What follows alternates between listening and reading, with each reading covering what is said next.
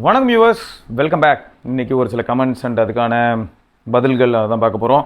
And இப்போலாம் வந்து சில கமெண்ட்ஸ்லாம் வந்து பார்த்திங்கன்னா அதுக்கு பதில் நான் சொல்லணும் இல்லை, எனக்காக அவங்களாம் நிறைய டேட்டா கொடுக்குற மாதிரி இருக்குது. ரைட்டு. ஸோ அப்படி தான் வந்து பார்த்திங்கன்னா இந்த இந்தியன் ஆரிஜின் அப்ளிகேஷன்ஸ்லாம் எந்த லட்சணத்தில் இருக்குது அண்ட் ஏதாவது நல்ல இம்ப்ரூவ்மெண்ட் இருக்கா இல்லையா, டே டு டே பேசிஸில் வந்து நம்மளால் யூஸ் பண்ண முடியுதா, அது வந்து ஆல்ரெடி எக்ஸிஸ்டிங் அப்ளிகேஷன் ஃப்ரம் யூஎஸ்ஓ இல்லாட்டி சைனாவோ அந்த ஆப்பை ரீப்ளேஸ் பண்ணுற அளவுக்கு எபிலிட்டி இருக்கா இல்லையா, இந்த மாதிரியான கேள்விகளுக்கெல்லாம் பதிலாக வந்து ஒரு சில நண்பர்கள் ஃபீட்பேக் கொடுத்துருக்கீங்க. ஸோ அதுலேயே வந்து பார்த்திங்கன்னா மாதவன் என்ன சொல்லியிருக்காருன்னா, அரட்டை வந்து நான் ஸ்டார்டிங்லேருந்து யூஸ் பண்ணுறேன். நாங்கள் வந்து பார்த்திங்கன்னா ஃபோனர்னால செம்ம ஃபன்னாக இருக்கும். நாங்கள் சும்மா அப்போது புது புது அப்ளிகேஷன்ஸ் என்னெல்லாம் வருதுன்னு சொல்லி எக்ஸ்ப்ளோர் பண்ணுறதுக்கு ஒரு வீடியோ பண்ணியிருப்போம். 2019 நினைக்கிறேன், 2020 அந்த டைமில் வந்து நாங்கள் அரட்டை வந்து அப்போயே அரட்டைன்னு ஒரு ஆப் இருக்குங்க ஜோகோவோடது, இப்படி தான் இருக்குன்னு சொல்லி நாங்கள் ஒரு டெமோ கொடுத்துருப்போம். அப்போ நாங்கள் சேட் பண்ண டேட்டா இன்னும் இருக்குது. ஸோ இது ஒரு வகையில் எனக்கு ரொம்ப ஹாப்பியாக இருக்குது. அப்படின்னா அரட்டையில் வந்து க்ளவுட் பேஸ்டு பேக்கப் மாதிரி இருக்கிறது எனக்கு ஹாப்பியாக இருக்குது. வாட்ஸ்அப்பில் ஒரு தடவையும் பேக்கப் எடுத்து எத்தனை பேர் செத்துக்கிட்டு இருக்காங்கன்னு பார்த்துட்டு இருக்கேன். 50 ஜிபிக்கெலாம் பேக்கப் எடுக்கிறதுக்காகவே என்ன ஆகுதுன்னா, சிலர்லாம் வந்து வேறு வழியே இல்லாமல் 128 ஜிபியோ இல்லாட்டி 256 ஜிபியோ வாங்கும்போது அதுக்கே யோசிக்கிறாங்க. ஏன்னா வாட்ஸ்அப்பில் வந்து டே 1 வந்ததுலேருந்து இன்னி வரைக்கும் அவங்க மீடியாவையும் ரிட்டைன் பண்ணணும்னு பார்க்குறாங்க. நான் பெரும்பாலும் வாட்ஸ்அப்பில் வந்து சேட் மட்டும் ரிட்டைன் பண்ண பார்ப்பேன், மற்ற எல்லாத்தையுமே வந்து தூக்கி விட்டுருவேன். ஏன்னா அதுவே அதிக இடம் பிடிச்சிக்குதுங்க. அதுவும் நம்ம கூகுள் டிரைவில் போய் உட்காருது. முன்னெல்லாம் ஒரு டைம் வந்து பார்த்திங்கன்னா கூகுள் டிரைவில் இருக்கக்கூடிய அந்த பார்ட்டிஷன் வந்து அதை போய் உட்கார்ற அந்த ஃபைல் சைஸ் வந்து அது இவங்க ரெஸ்பான்சிபிலிட்டி வாட்ஸ்அப். பட் இப்போ வந்து அப்படி இல்லை. யூசரோட 15 ஜிபி இல்லாட்டி இப்போ வந்து 5 ஜிபின்னு சொல்கிறாங்க. ஃபோன் நம்பர் போட்டால் தான் 13 ஜிபி 12 ஜிபி இந்த மாதிரி 1008 கதை இருக்குது. இந்த ஸ்டோரேஜில் வந்து இது வந்து ஒரு பார்ட்டாக போய் உட்காந்துக்குது. நீங்கள் 50 ஜிபினா அப்போ யோசிச்சு பாருங்கள், கூகுள் ஒன் ப்ரோக்ராம்குள்ளே நீங்கள் போனால் தான் 50 ஜிபியை கொண்டு போய் கூகுள் டிரைவில் உட்கார வைக்க முடியும். ஸோ மாதிரி நிறைய தலைவலி இருக்குது. அதெல்லாம் பார்க்கும்போது எனக்கு டெலிகிராமும் அரட்டையும் பெட்டராக ஃபீல் ஆகுது. பட் எல்லாமே comes with some negatives or some cost or data breach, ஏதாவது ஒரு சில விஷயங்கள் நடக்க தான் செய்யும். இல்லைன்னா நான் சொல்ல வரல டெலிகிராம்லாம் ரொம்ப சேஃபுங்க, அதையே யூஸ் பண்ணுங்க அப்படின்னு நான் சொல்ல வரல. பட் இந்த மாதிரி ஒரு சில சமயங்களில் வந்து நான் டே டு டே பேசிஸில் அந்தளவுக்கு நான் ரொம்ப முக்கியமான விஷயங்கள்லாம் அங்கே போய் சேட் பண்ணுறேன்னான்னு கேட்டால் தெரில. முடிஞ்ச அளவுக்கு வந்து நேரில் பார்த்து பேசும்போது தான் முக்கியமான நிறைய விஷயங்கள் பேசுகிற மாதிரி இருக்குது. அதை தவிர வேறு எதுவுமே பெருசாக ஆப்பில் எதுலேயுமே பேசிக்கிற மாதிரி தெரிலங்க. சரி, இருந்தாலும் வந்து இப்படி தான் இருக்குது. அந்த க்ளவுட் பேஸுங்கிறனால கொஞ்சம் கன்வீனியண்ட்டாக இருக்குது. சரி, நம்மளால் என்ன சொல்கிறாருன்னா, ஸ்டார்டிங்லேருந்து யூஸ் பண்ணும்போது இப்போ இருக்கிறது, அதாவது ஸ்டார்டிங்கில் நிறைய பக்ஸ் இருந்தது. பட் இப்போ ஓரளவுக்கு நல்லா ஸ்டார்டிங்கில் இருந்த அளவுக்கு இல்லை, இப்போ நல்ல இம்ப்ரூவ்மெண்ட் இருக்குது. எனக்கு எல்லாம் யாரும் மெசேஜ்லாம் பண்ண மாட்டாங்க ப்ரோ, ஒன்லி ஒரு சேட் தான், அதுவும் எங்கள் அம்மா கூட தான் நான் சேட் பண்ணுறேன். ஸோ அதை நான் வாட்ஸ்அப் அன்இன்ஸ்டால் பண்ணாலே இப்போ வந்து பார்த்தீங்கன்னா 2 பேரும் தான் சேட் பண்ண போகிறோம் அரட்டையில் அப்படின்ற மாதிரி சொல்லியிருக்காப்புல. ஸோ இதில் ஹைலைட் என்னென்னா 99% சிமிலராக தான் இருக்கான். எது சிம்பிள் அண்ட் மினிமலிஸ்டிக்காக தான் இருக்கும் யூஐலாம். அது மட்டும் இல்லாமல் நிறைய ஃபீச்சர்ஸ் எல்லாம் இல்லை like WhatsApp, but stable with slight bugs in chat wallpaper applying, இந்த மாதிரியான ஒரு சில விஷயங்கள் தான். சுருக்கமாக சொல்லணும்னா it is good, need more improvements. Okay fine. இதில் ஸ்டார்டிங்கில் அரட்டை வரும்போது பார்த்தீங்கன்னா உங்களுக்கு எண்ட் டு எண்ட் என்கிரிப்ஷன் இந்த மாதிரி நிறைய பிரச்சனைகள் இருந்தது, அதெல்லாம் இல்லாமல் இருந்தது. இப்போ தான் வந்து எண்ட் டு எண்ட் என்கிரிப்ஷன் இந்த மாதிரியான விஷயங்களே கொண்டாந்துருக்காங்க. ரைட்டு. ஓ அப்படியா ப்ரோ, இட்மெர்க் அப்படிங்கிற நண்பர் வந்து 650cc வந்து ஸ்டாப் ஆகி இப்போ வந்து 750cc தான் அப்கமிங், அதுதான் ரீப்ளேஸ் ஆகும் அப்படின்ற மாதிரி சொல்லியிருக்காப்புல. மேபி அப்போ 650cc அதனால தான் கொண்டாந்து புல்லட்டுன்னு விட்டாங்க போல், கிளாசிக்கு இல்லாட்டி புல்லட்டுன்னு. அப்போது இன்டர்செப்டாரும் கான்டினென்டலும் உங்களுக்கு வந்து இனிமேல் 750 வரும் போல். ஓகே, வரட்டும். Some topic I saw in Reddit and யாருன்னா எத்திக்கல் ஆண்ட்ரோ அப்படிங்கிற நண்பர் வந்து ஃபுல்லி இந்த context of for miss Jio gave 123 plan only for Jio Bharat phones.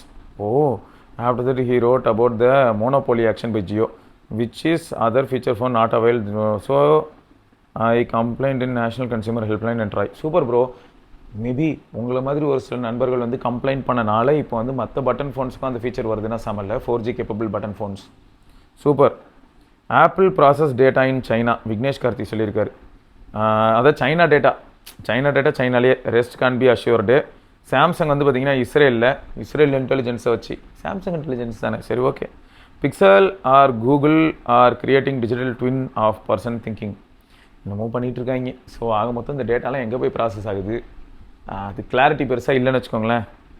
In Germany 5 languages are widely spoken but most no of German speaking Germany, so that country implemented German language for all the government communication in their country. Just think India, in our country which language is spoken by the most of the Indian, first everyone learned that language, then only country will improve. One more info. So இது வந்து கணேஷ் சென்னை அப்படிங்கிற நண்பர் தான் சொல்லியிருக்காப்புல.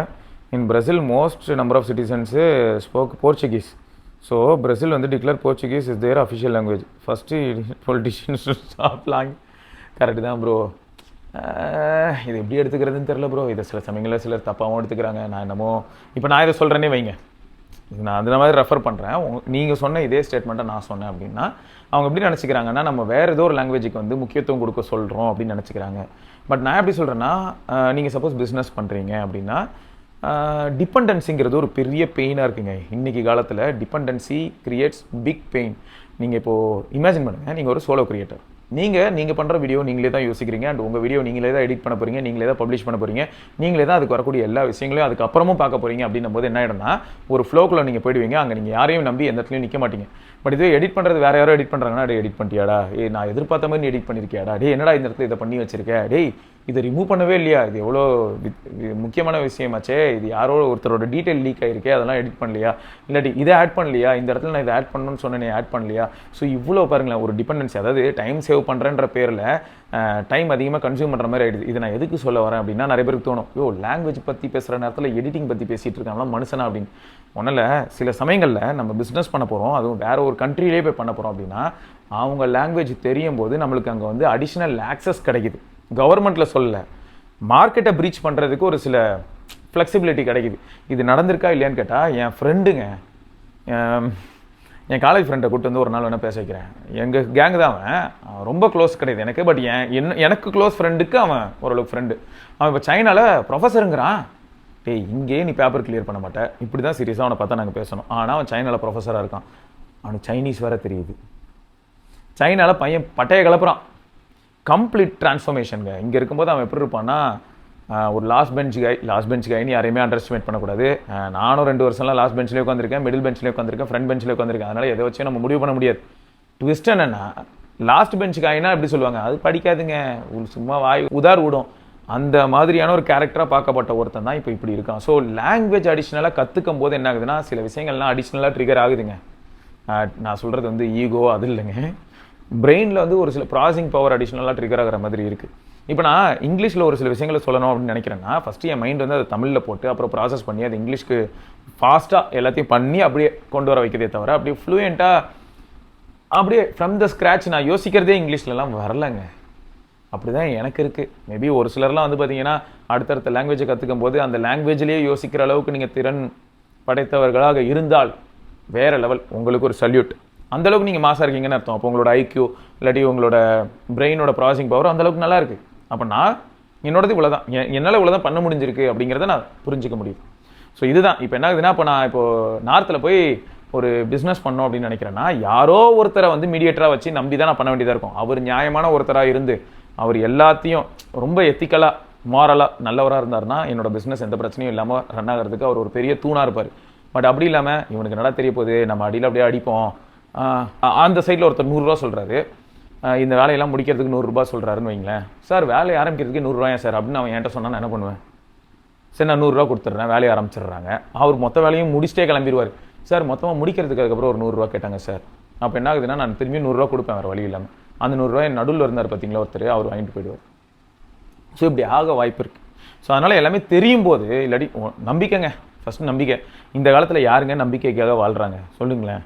பார்க்க தானே செய்கிறோம். So அப்படி இருக்கும்போது அந்த இடத்த, அந்த பேரியரை உடைக்க, இல்லை நான் தமிழ்நாடுக்குள்ளே தான் எல்லாமே பண்ண போகிறேன், நான் இங்கே தான் பண்ண போகிறேன் அப்படின்னும் போது ஓகே. அப்படியும் இல்லையா, நம்மளை ஏமாத்தாத மாதிரி ஏதாவது ஒரு சில ரூலு, ஒரு சில விஷயங்கள்லாம் ஃபிக்ஸ் பண்ணிட்டோம் அப்படின்னா, ஏமாறாமல் இருக்கிறதுக்கு என்னென்ன பண்ண முடியுமோ அதெல்லாம் பண்ணிட்டோம் அப்படின்னா ஏமாற்ற முடியாது.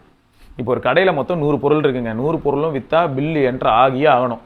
அப்படின்னா அந்த 100 பொருளில் ஏதோ ஒன்று திருட்டு போகிறதுக்கோ இல்லாட்டி ஏதோ ஒன்று நடக்கிறதுக்கான வாய்ப்புகள் ரொம்பவே கம்மி நடக்காதுன்னு நான் சொல்ல வரல, கம்மி. ஸோ இந்த மாதிரி ஏதாவது ஒரு சில சொல்யூஷன்ஸ் இருந்ததுன்னா ஓகே, நம்ம வேறு எதையும் கற்றுக்கணும்னு அவசியம் கிடையாது. இதுனா இப்படி தான் இருக்கணும் அப்படின்னு சொல்லி நம்ம ஆல்ரெடி ஒன்று ப்ரிஸ்கிரைப்டாக ஒன்று வச்சிருப்போம் இல்லையா, அப்போ நம்ம வந்து கண்டுபிடிச்சிடலாம். பட் அப்படி இல்லாத பட்சத்தில் வந்து என்ன ஆகும்னா, மிடில் மேன் வந்து நம்ம வாழ்க்கையில் விளையாண்டுட்டு போயிடுவான். ஸோ இதை தான் நான் சொல்கிறேன். ஸோ இந்த மாதிரியான ஒரு சில ஃப்ளெக்சிபிலிட்டி அண்ட் பவர் கெயின் பண்ண முடியும் மல்டிபிள் லாங்குவேஜஸ் தெரிஞ்சால். ஓகே, ஸோ அப்போ பொலிட்டீஷியன்ஸை பிடிச்சி வெளுத்து விட்டாலே பாதி பிரச்சனை தீந்துரும் ப்ரோ. அவனுங்க மட்டும் எல்லாத்தையும் கற்றுப்பானுங்க, அப்படி இல்லைனா வந்து ஏதாவது பண்ணுவானுங்க, பட் நம்ம பண்ணக்கூடாது.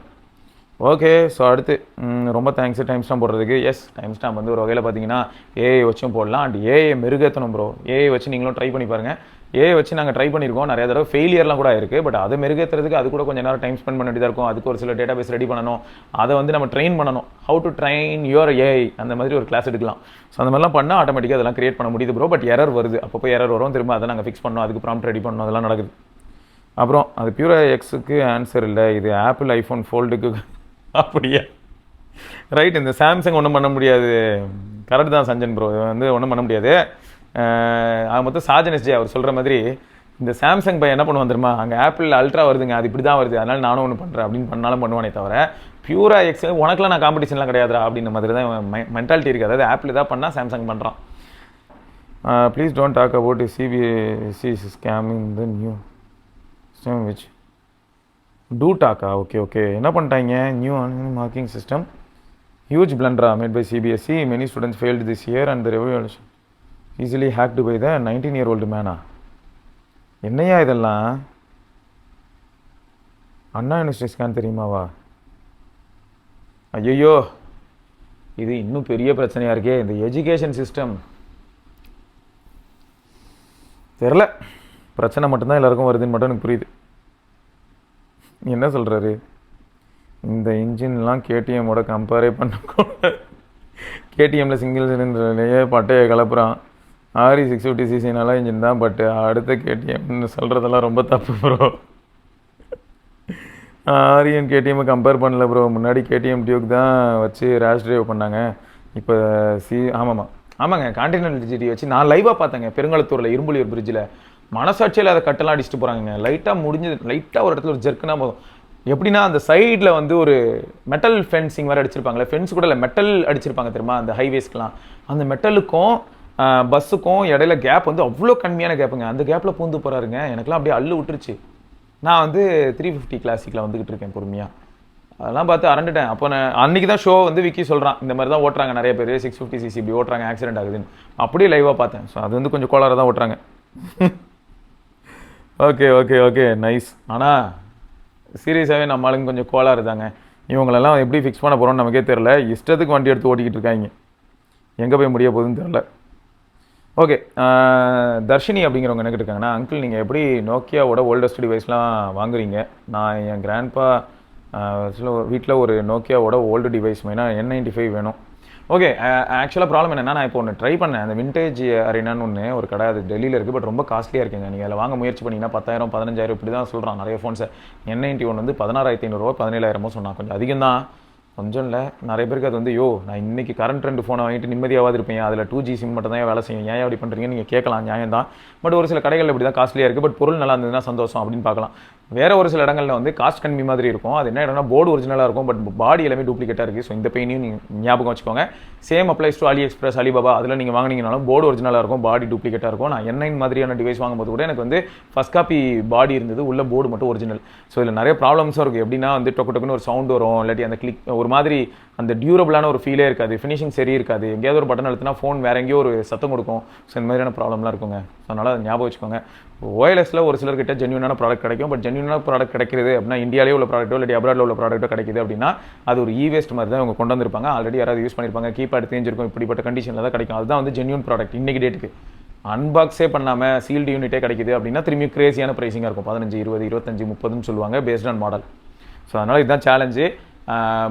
யூரோப்பில் eBay, மிடில் ஈஸ்ட்டில் eBay, யூஎஸில் eBay அதில் நல்லா வாங்கலாம்.